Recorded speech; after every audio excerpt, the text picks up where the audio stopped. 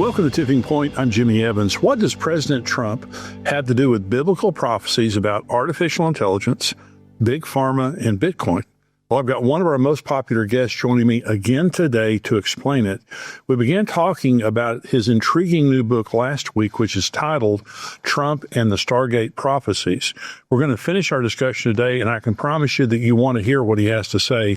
This information is fascinating. Billy Crone is a regular guest here on Tipping Point. He's the senior pastor of Sunrise Bible Church in Las Vegas, Nevada. He's also the founder of Get a Life Media. He's produced many best-selling books and documentaries on today's most cutting-edge issues. He's here today to talk about his new book and documentary called Trump and the Stargate Prophecies. Billy, thank you for joining me today. Hey, thanks for having me again. It's great to have you back. Last week was such a great discussion. Trump and the Stargate Prophecies. Now, this is a book. It's also a DVD. It's a documentary, and they can also get it live streamed too. Yeah. But this is so powerful. You do such a great job with your books and also with your documentaries. And now, just to tell people, you're working on part 2. Yes. Of this, which is going to be. You want to give them a preview of what's going to be talked about in that? Well, again, this is really Trump and the Stargate Prophecies is dealing with the aspect of the decision to launch the AI Stargate program. And that we need to talk about it because it has prophetic significance. Right, very much. Not saying Trump's doing it on purpose, not saying he's working with the antichrist. We just need to talk about it. The next one is dealing with other decisions that are being made that are also tied in with Bible prophecy-related issues, and hence the paradox. Right. Trump and the paradox prophecies, that it's paradox, that he's doing good things, but the paradox is whether he realizes it or not, it's leading towards a biblical prophecy-related issue. Yeah. AI is not going away. No. It's here. And we're not saying anything bad about President Trump or that he intends to do anything bad. We're just saying the antichrist system is at work. And we both believe that AI is ultimately the antichrist system. Mm-hmm. Regardless of how well-intentioned anyone today is, when the rapture happens and Christians disappear from the earth, the antichrist steps on the scene. Oh, yeah. And by the middle of the tribulation, he's completely in control. Yeah. All people, tribes, nations, and tongues are under his control. And if you don't receive the mark, if you don't worship him, you're, first of all, you can't buy or sell. Secondly, you'll probably be killed. Right. And so this ability, this supernatural, AI is supernatural, it's not natural, this supernatural capacity that's going to be present to control humanity is what he is going to use. Oh, I'm fully convinced, and I've said this before, to use a parallel of how important the development of AI is from a Bible prophecy point of view. Is I'm convinced it's just as important of a watershed event as when Israel became a nation in 1948. Yeah. And the reason why that was a big deal is because the Jewish people are part of the 7-year tribulation. Right. So, but if you don't have a Jewish people, and if they're not in the land, if they're not on the scene, then you can't have that. And for many years, people would mock we pre-trib, pre-mill Christians because they weren't, 1948, that changed all that. Everything. But here's the deal, is I'm convinced that also, not only with that event, which now allows for the 7-year tribulation to take place, Revelation 13 that you just described, where the Antichrist and the false prophet are going to literally micromanage the planet. That's right. Down to every person, every tribe, language, nation. They're going to know exactly where you're at. They're going to know what you're doing. That's your big brother society. They're going to know every financial transaction on the whole planet, and they're going to be able to have their finger on it to where if you don't do what they say, they're going to kill you. You won't be able to buy and sell. You'll be shut out of the system. That you can't hire enough people. We've had the microchips for a while. We've had satellite technology for a while. We've had computers for quite some time. But we've never had the ability to tie it together globally. AI. That's where AI comes in. That's why it's such a big topic. That's why we need to deal with it. Let me ask you a question related to Revelation 13, because it says the false prophet. There's going to be an image of the beast. Yeah, I'm glad you brought that up. That will be able to speak and do signs and wonders. How much of that do you believe will be AI? Oh, I'm convinced a lot of it's going to be AI, especially when you understand how AI is being, as we mentioned last time, permeating every aspect of society. And part of what AI is developing that, again, we're already conditioned to use is with image technology. Okay. Not just creating image, but lifelike images that can speak and talk in real time, non-scripted. We call them chatbots. We call them, all that kind of stuff, and things of that nature. But this is the unhealthy trend of AI that I believe is preparing people to worship the image of the Antichrist. Notice it says worship. And if you don't worship the image, you're going to be killed. So, and then that image could speak and cause all who refuse to obey to be killed. So you got to have an image, and apparently it's lifelike, but it's an image that can literally interact with people anywhere, and it's a global basis. Well, that's where AIs come in. But what my point is, the unhealthy aspect is AI's been here for a while. It continues to grow exponentially, but people interacting, younger generations down, are interacting already. Absolutely. To set them up to literally worship an AI image. And we deal with that in the documentary. And we even bring out the latest trend is not just with AI technology, this image. There's Japan, they're very big on anime, been there a couple different times. But they're bringing it to life on stage. They're having AI animation concerts, travel 7 different countries. Oh yeah.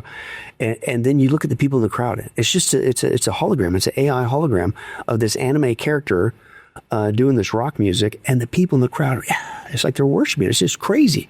And then I'm from Vegas, of course. You can tell by the jacket. Yeah, that's the Las Vegas jacket. But Vegas is all about entertainment. For years, Pastor Jimmy, the trend is to not just have concerts in Vegas, but the latest trend is with AI technology, they can bring specifically formerly dead people back to life to interact with you in image technology that looks totally lifelike, like Elvis and Tupac and Michael Jackson and all that stuff. And which is weird, because then it also says here the Antichrist, he seemingly dies and comes back to life, and here comes this image that you got to worship. And we're even seeing that trend. But here's where I'm going. They've now hit a new eclipse point with AI interaction image technology. And we bring this out. AI boyfriends and AI girlfriends. And there's two aspects of that. One is the online version, if you will, the AI chatbots. And there's people, in fact, we have an interview with a girl admitting that she's in love with her AI. She calls her boyfriend. Yeah.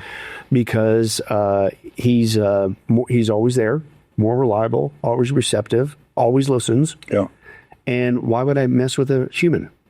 So you're seeing a younger generation get to the point where, because people say, "Oh, who's gonna worship an image? That's a joke. You can't take that literally." Well, now you can. Yeah.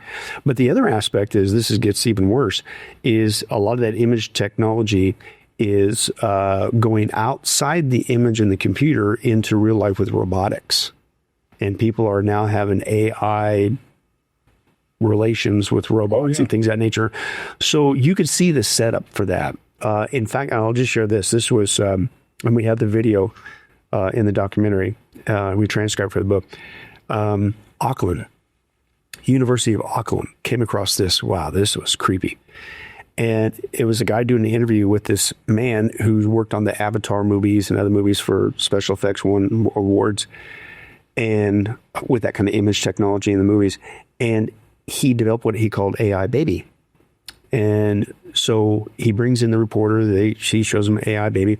So he's sitting in his office, his computer screen, and he launches AI baby. And so you look at the computer screen, and it was a toddler, maybe about 3 years old, 3 years old. And it didn't just look lifelike. I mean, you could see the little pox in the skin, and that was the first thing that blew you away. It's like, wow, look how lifelike that is. But he interacted with that image in real time. In fact, he had the guy do this. He goes, get AI baby's attention. And he said, "Hi, AI baby," and literally looked at him through the computer screen in real time. And then he says, "Let's have a conversation with AI baby." And this is non-scripted, right? So he said, here's the AI baby's picture book. So I want you to hold the picture and ask AI baby to tell you what it is. So he holds up a picture, and you could see it. It's an apple. So he goes, hi, baby, and it looks at him. And he goes, what's this? It looks at it and says, apple. Flips the page, and another one's a little dog, a little puppy. Flips it up, puppy. Completely non-scripted image, live interaction from Auckland. And I kid you not, I actually shared that when I was preaching in New Zealand earlier this year, and they freaked out. They didn't have any idea that that was going on even in their own country. So that was kind of a fun thing to do. But this is how far it's progressed.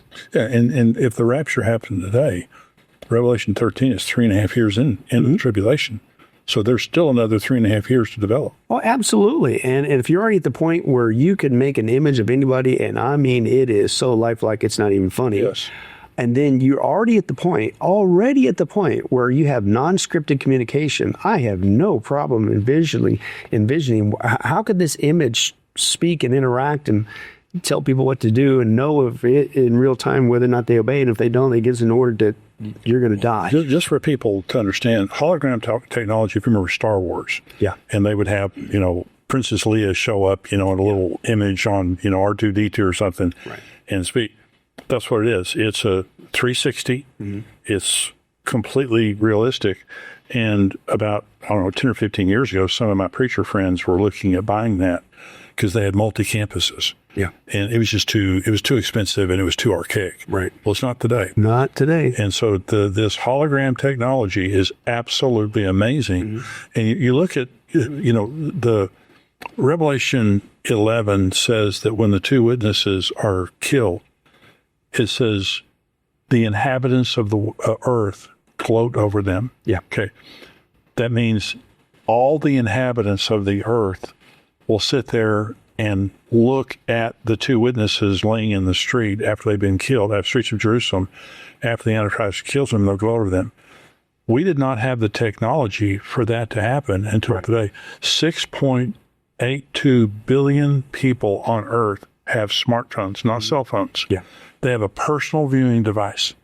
And so what I'm saying here is a lot of the end times requires a certain technology. Mm-hmm. And so what we're seeing today is the ability to the image of the beast, mm-hmm, the interactive nature of that, the realistic nature of that, but also the ability to control humanity centrally. Right. The Antichrist and the false prophet, AI is that technology. Yeah, and it's not just a theory that you and I have. I believe it's very confident. I think most importantly, I think it's biblical. Yeah. I think that's an easy extrapolation from the text when you take it literally, as we should. But that is exactly what they're doing with this technology. Right. It's not an idea. It's not a premise. It's not even a biblical premise. It's literally what they're doing. They're putting AI in the back end of all these systems on a global basis. So the setup's already here. And you talked last week about financially, is that the financial systems of the world are now being built around AI. Oh, absolutely. And most people have no clue. Yeah.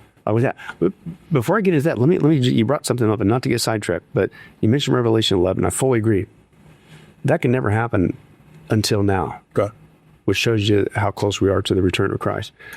But it said there, you said people gloated over the two witnesses. Who are the two witnesses? Two righteous preachers. That's right. Two righteous people. How wicked of a society do you have to be where they would gloat, and they said they even celebrate and sing gifts to each other? Charlie Kirk. Exactly. That's my point, Pastor Jimmy, not to get sidetracked. Right. But we're seeing that society before our very eyes. Absolutely. Charlie Kirk's assassination and also martyrdom as a believer, that's exactly what people were doing. At the event, you had people celebrating and gloating over the fact that the guy got shot right in front of them. Right. And now what's happened online is, and thankfully some people are losing their jobs over an inappropriate response to that. But Charlie Kirk is as good a fine of Christian man and young man that exists. Yeah. And for him to be assassinated and then for people to celebrate that's exactly Revelation 11. Yeah. And then now remove the restraining influence, all true born-again Christians from the planet. Horrific. It's going to, and that's what Jesus said, it's the worst time in the history of mankind. Yeah.